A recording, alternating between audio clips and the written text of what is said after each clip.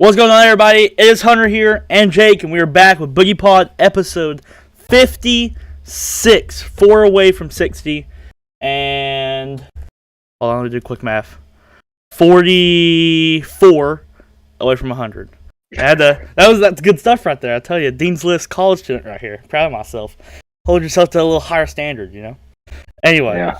Alright, so before we even get going in the Boogie Pod today, and before I even ask you how your weekend was, or your week, or whatever, before we get into anything, we're not going to talk about it later, so from the Boogie Pod, from me and Jake, we want to give our thoughts and prayers to Damar Hamlin, and what he had to go through at the game. If you don't know about it, you can look it up, do your own research, figure all that out, but thoughts and prayers for him, that's all we're going to talk about it, and we're going to leave it at that. And we're going to move on to Jake. How was your week? Pretty good. Pretty good week. That's good. And we got a short episode today because there's not a lot to talk about in any of the sports, really. We do have the big national championship coming up, which we will talk about. We do have the final week of the NFL, and we'll do our final power rankings before the playoffs and some predictions of some games there, some ranked college basketball games we got to go over, and some headlines. But besides that, it should be probably one of our shorter episodes in a while, depending on how long we take to talk about things and stuff like that. So let's go ahead and get it underway here. First of all, it's crazy semifinal games this past week. So give me your biggest takeaways from the two semifinal games. Go ahead. Biggest takeaway is I don't know where Michigan goes from here, because that game was supposed to be a gimme. I mean, TCU got disrespected. They're not that bad. They're obviously a great team to be there. Yeah. They got disrespected by a lot of people. Most people disrespected them. But Michigan still should have been able to come away with a win there. Jim Harbaugh, there's going to be a whole other offseason of him talking about NFL jobs. That happens every year. But this year, I think there's a real chance. And that's my big takeaway. I think Michigan they're at a big flash point right now. If he stays or goes, it's a big decision for their program. Yeah, I would agree with that. Definitely a big takeaway is where's Michigan go. I agree with that. But my biggest takeaway is not only Stetson Bennett, and I'm going to get to him here in a minute, but my biggest takeaway is going to be TCU and being able to get it done without Max Duggan. Max Duggan played fine. Okay, he ran the ball fine, but passing stats were not there for Max Duggan. They got it done. They were clutch, and the defense being able to get takeaways early, not necessarily holding them by any means, but takeaway earlys allowed them to punch them in the mouth and hold them there. And they got some fortunate things, but when you keep the game close, fortunate things can go your way, and that can help you win.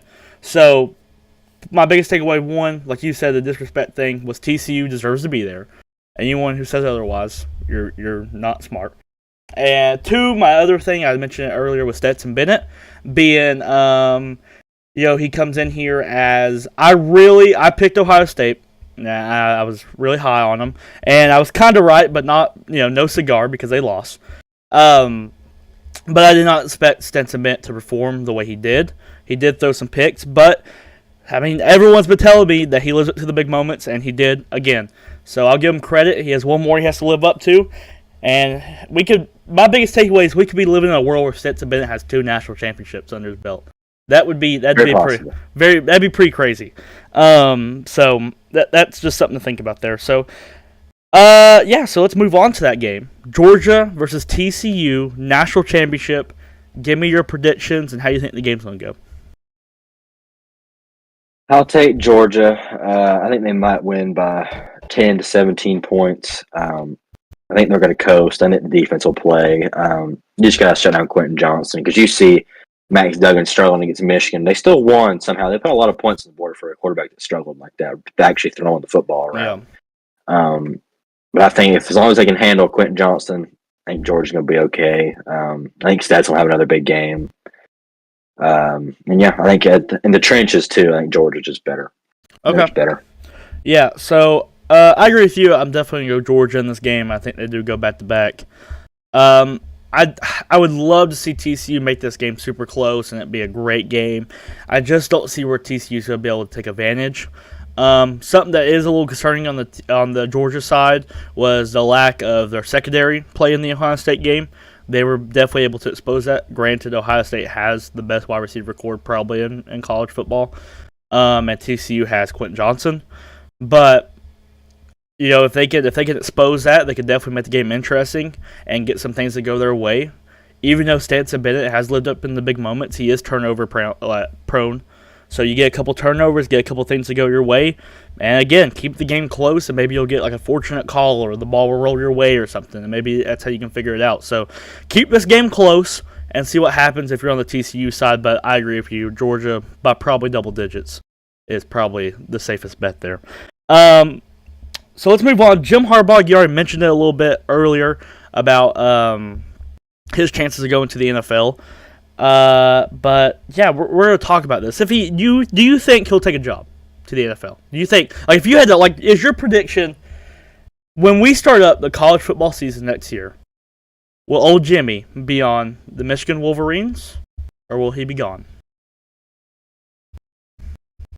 I think he's going to stay at Michigan, but my reasoning for that is because I think he doesn't want to go to a team that's rebuilding or and not in a good spot. Right. And there's a lot of better options for the team, like the Chargers maybe, who are already in a pretty good spot. They just need the guy, coach. Yeah. And that would be like a Sean Payton or somebody, or like another coordinator in the NFL. I don't think they would go after Harbaugh as much. But I think if one of those teams, for some reason, wanted Harbaugh instead of a guy like Sean Payton and said, hey, Harbaugh, we got you right here, I think he would take it. But I don't think he's going to get like a great offer from a really good team that needs a coach. Some worse off teams will offer him. I think he'll just opt to stay at Michigan. Mm-hmm. But I think he would take the job. He just not for a bad team. Okay. So I think Harbaugh and the rumors that the big team that was offering was the Panthers. I actually think the Panthers are they're not a quarterback away by no means, but they have talent on that team, and that's for sure. They are talented. Maybe Harbaugh is not there for a complete rebuild, but maybe like a 2-year team, he might go. And if that's the case, I think the Panthers does fit, especially if you can get C.J. Stroud to drop to you in the draft or something like that, or you go in free agency and get a good quarterback, unless you think Sam Darnold's your guy, whatever you think. But, if I had to make a prediction, I think he'll be gone. I don't think he'll be at Michigan next year. He's went to the playoffs twice, lost the semifinal games both times, and he's just now making it there after all this time. He struggled with Ohio State and stuff like that. I think the NFL just fits him better. Will that happen? I think it's 50-50, but my prediction would be he's gone from Michigan, would be my prediction. Move on to something big real quick, as we're going to transition here into college hoops a little bit real quick, and then we'll go back to the NFL. But big things in college hoops is they're kind of playing with the idea of a 90-team college bracket, like March Madness. 90 teams. And, me and you sent me that earlier. We already talked about it a little bit and said that would kind of make the regular season like obsolete, like useless, nearly. Yeah. And I agree with that. But what do you entertain this idea at all? Would you like this one bit? No, I think this is like the stupidest thing I've heard in a while. March Madness is a good thing going. Everyone loves March Madness. Yeah. You don't need to change something that's working. Yeah. No one's even. I didn't know anyone was complaining about March Madness. No, I don't think anyone really is. I don't know whose idea that is. It's a money-driven thing. They think they can make more money, but it's like, I just wouldn't bother. I wouldn't either. I agree. I like how it is right now. If it's not broke, don't fix it. I don't see any reason why 90 teams is going to help for the fans, for the players. All it's going to help is NCAA with money. If they think they're going to make more money off of it. But, man, you got, like you said, you think it devours, or it kind of gets rid of the regular season, already less than what the college basketball regular season is. I mean, really, like, besides your favorite team, no one keeps up with the regular season in college basketball, unless it's your favorite team. And, like, diehard college basketball fans, forget about you guys for a second. Just the people who just watch from the outside, you watch your favorite team, you keep up with your favorite team, and that's it. Really, you really do. Because there's no reason to watch regular season. You could lose 9, 10, 11 times and still make NCAA bracket, as long as you win your conference at the end of the year in your little tournament. So, and I'm not saying it's a bad thing. I think college basketball is perfect how it is right now. It's fine. There ain't nothing wrong with it. I just think changing it to 9 teams, it could really be overdoing it. And it could even make, I know personally from watching March Madness, when it gets to the Final Four, the Elite Eight, I start slowly losing interest because that's a long bracket. It gets tiring after a while. You don't watch all the games. And I think 90 could make that even worse. So, That's so. I agree with you. I don't like this idea at all, and I really hope they don't go this way with it. Let's keep it here on college basketball, and let's do our predictions, our ranked predictions. So on Wednesday, we have number 20 Missouri at number 13 Arkansas. Who you got in this game? I'll take Arkansas. Okay, I'm also rolling with the Razorbacks. Also on Wednesday, we have number 17 TCU at number 19 Baylor. I'll go Baylor. Okay, I'm also going with Baylor. Going into Thursday, we have number 1 Purdue, which won't be number 1 long because they just lost, at number 24 Ohio State. Who do you got in that game? I'll go Ohio State. I'm also going Ohio State. So we're just predicting the same thing right now. Thursday, stayed on Thursday, number 25 Iowa State is at number 17 TCU. Who you got in this game? I go TCU. Yeah, I agree. I think they get it back. We're just same thing. See, last one. Saturday, number 13 Arkansas is at number 22 Auburn. Who do you got in that game? Dang, I don't want to pick all home teams, but I am. I go Auburn. I am too. Me too. I was when I was sitting here predicting them before the thing. I was like, "Am I about to go all home teams?" And I did. So, yeah, I agree with you. I'm going all home teams here too. I don't see the Purdue and Ohio State one. I was like, I'm gonna take a chance on that one. I'm gonna go Ohio State. Then you did too. So we predicted the same thing right there. All right, so let's move on to NFL. Let's do our Power 5 rankings. You got any honorable mentions, Jake? Bengals. Bengals are in mine still. Okay, Bengals are also my honorable mention. I will say something, though. I was looking, and bias just about got ahead of me. I almost snuck the Jaguars in the honorable mention slot. They almost snuck in there, but I stayed away. I stayed away through temptation. I stayed away. All right, at number 5, who do you got? I got Dallas Cowboys again. I've had them there for a couple weeks now, I think. Solid win over the Titans. They played sloppy and still covered the spread of 13.5. So, I mean, you can't really complain too much. Yeah. Good win by 14 on the road. So, I got Cowboys at 5. Okay, at 5, I have the Chiefs. So, I have the Chiefs low. I've had the Chiefs low. I've still not been high on the Chiefs. So, still 5 for me. Who you got 4? 4, I got the Eagles. Still without Jalen Hurts this past weekend, and they lost the Saints. It's a pretty bad loss, regardless who's starting at quarterback position, but it does hurt them not having Hurts in there. Yeah. At 4, I also have the Eagles. I gotta give respect to Jalen Hurts a little bit here. I was on the big train of like once he's gone, they won't be missing anything, and they did miss something. You can tell. I think even in the Cowboys game, you could see it, regardless what you want to say about Minshew and his stats. But I will say this: if they are missing Jalen Hurts, that also means their personnel is not good enough to carry a bad quarterback against the Saints, and I have to drop them for that. So I got them at 4. Okay, my 3 is the Bills. Pretty much same stuff I said last week. They have a turnover problem right now, but they clean that up. They're about a perfect team. So. Okay, at 3, I have the Cowboys. A little higher than you on them. I still think this team's personnel is really good, and I think that defense is going to show up big time in playoffs.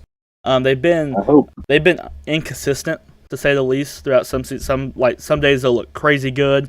Other days the secondary won't help. Other days the pass rush ain't getting there. I think in the defense it'll all come together come playoff time.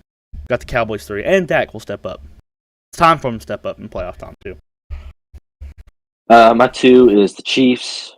They have the runaway MVP winner at quarterback. It's not close anymore. Yep. There's no debate. I come into week 18, so you got him.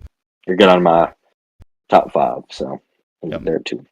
At 4, At 2, I got the 49ers. That's why I said 4. I got the 49ers at 2. Best personnel in the league by far. I'm still not a believer in Brock Purdy, but if you can put anyone in the National Football League as a starter right now, put them in at the 49ers, they would be doing what Brock Purdy is doing right now. So I got 49ers too. Okay, my 1 is the 49ers. Had a little weird game against the Raiders this weekend. Defense did not show up, and they almost lost to a first-time quarterback. It was his first start ever.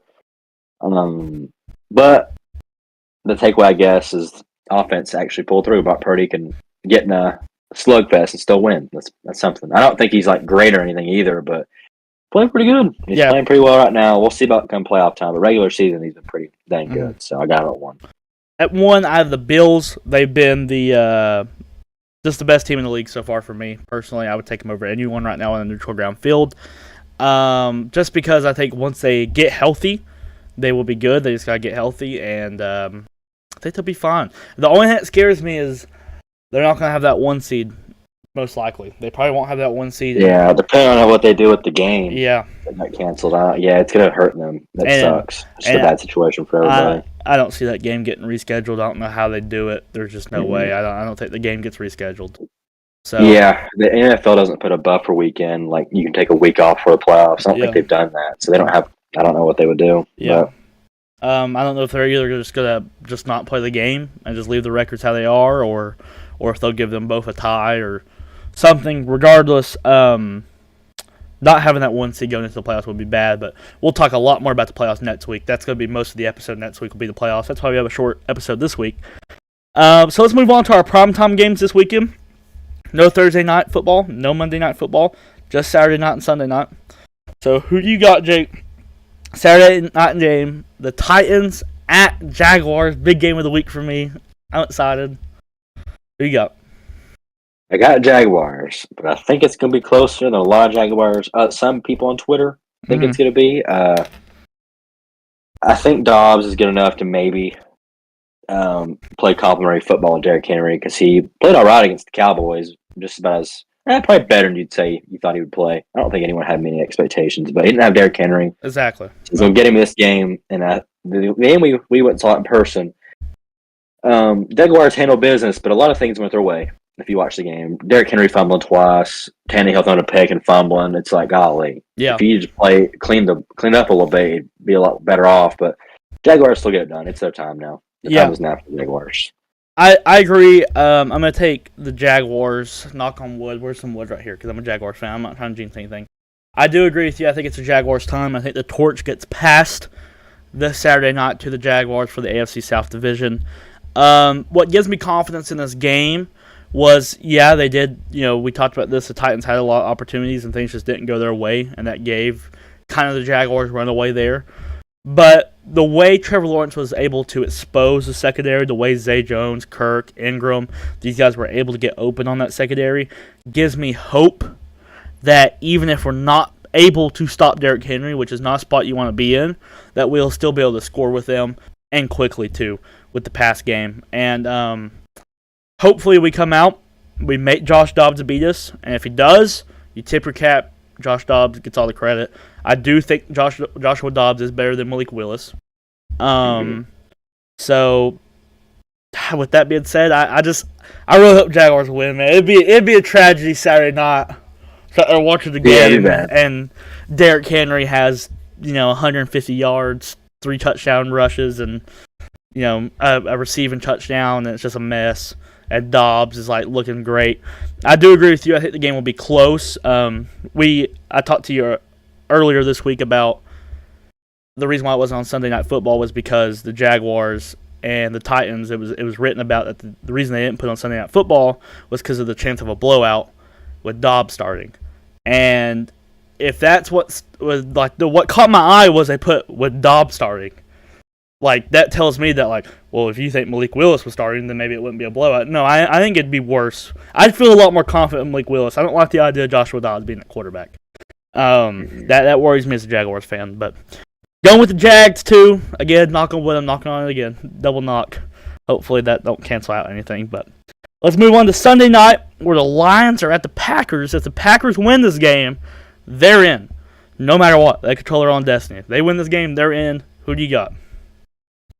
I'm going to go Packers. I think the win over the Vikings was impressive, but everybody knows the Vikings are a little fraudulent. Yep. But to beat any team the way they did, it's kind of like how the Cowboys beat them earlier, 40-3. They just got beat 41-17, but 10 of those points were garbage time. Yeah. It had nothing to do with the game. I think if they look good against the Lions, I might have a little Cinderella run going. Yeah, they could. I don't know. Aaron Rodgers, time's almost up. It's about time to make a run again. Yeah. I have a season or 2 left, so I got Packers. Yeah, this team's hot late. They're kind of like the Jaguars of the NFC. They started off 4-8 or something like that, and they came all the way back 8-8. Something to keep in mind I saw on the internet about the whole situation is the Seahawks are right now in that wild card spot. Even if they win, they still have to have the Packers lose to be able to get in because the Packers have a head-to-head against them. The scheduling by the NFL is they messed up. They messed up big time. What in the world? Hold on.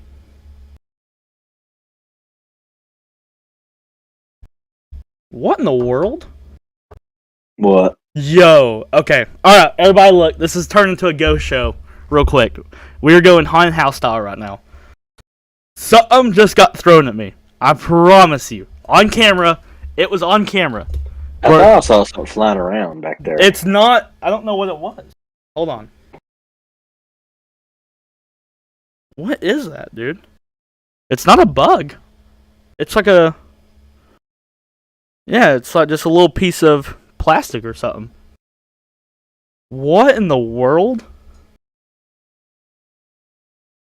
Okay, well, that's weird. Anyway, I'm glad we got that on camera. I can see I'm making that clip. Ghost. I would get a lot of views off that right there. That's weird. Alright, let's keep talking, regardless. Detroit, Green Bay. Yeah, they messed up with scheduling. So, just because I'm a Jaguars fan, forget I'm a Jaguars fan here, Matt, because it's going to make sense. They messed up because the Seahawks play at 4:05, I think, or something. I think they play at the 4 o'clock window, and the Packers played that night. Well, if the Seahawks lose that game, I'm sorry. If the Seahawks win their game, the Lions have nothing to play for. They're eliminated. So the Lions will know if they can even have a chance to go in the playoffs or not before they even go into that game. And the Seahawks are supposed to win. Like, they're the favorites. So let's say the Seahawks win. Then what's stopping the Lions from going out there? Obviously, you got Dan Campbell. You're probably not going to do this. But why would you risk all those players for a future injury when you could just lose and get a better draft stock, and it could ruin that entire game for Sunday night? Now, Jaguars fan personally, could have put the Jaguars on Sunday night and then put the Packers on Saturday night and fix this whole situation. Me personally, that didn't make too much sense because now you could be looking at a game that don't even matter for the Lions going into Sunday night and it only matters for the Packers, and that would be quite a shame. So I just wanted to throw that out there. I don't know if I gave my prediction or not, but I'm going Packers. I think they'll win for sure. But yeah, I thought that was pretty weird. So if any of you guys watching right now have any sports-related questions, go ahead and ask them now as we go into our Jake question of the week. Jake, give it to me. We got hypothetical this week. Did you prepare this week? On the fly again. On the fly. Okay, I got one. A better one this week. So, after that C.J. Stroud performance against Georgia, would you consider making him QB1 in the draft? Because I assume he's QB2 for you. Yeah, he's QB2. We're not Will Levis freaks like most of CBS and ESPN are, but he's QB2 for me as well right now. Would you consider drafting him over Bryce Young now after that performance? I would not consider it. I would still go Bryce Young because C.J. Stroud that is the best wide receiver core he'll have. That could technically be, depending on how those guys pan out, the best wide receiver core he has in his entire life. Literally. I mean, wherever he gets drafted to, unless they make crazy moves, he won't have a better wide receiver core. And let's not let that one performance make us forget about all the performances he's had in the past where he struggled with other things and he struggled in big games beside that one. And at the end of the day, I hate to be this guy. Don't want to be this guy. He played amazing, but he lost too. So, it is what it is. Dude, he lost against. He did nothing to lose though. He didn't. He played perfect. He didn't, but he lost perfectly. He can't do nothing. No, he didn't lose. Ohio State lost. I agree, but he's on the Ohio State bucket. I agree, but Ohio State didn't lose. Casual take. That one got me. That's casual. But regardless. No, I still wouldn't take it because of the performance he's had earlier on this year. And I think if you put Bryce Young on Ohio State's roster, I think they easily win national championship this year. By far. Yeah. So real quick too, on the flip side, what about Stetson Bennett? What is the earliest round you take old Stetson in? It depends. If I'm the Niners, I would take him in like the 4th or the 5th or the 4th. If I'm like the Bucks, the 4th. If I'm the that's it. That's it. Anyone else, the 5th, last round, last couple picks, maybe just to experiment if you're like looking for a good backup quarterback or something. I wouldn't tolerate it too much. That's just me personally. Nothing crazy.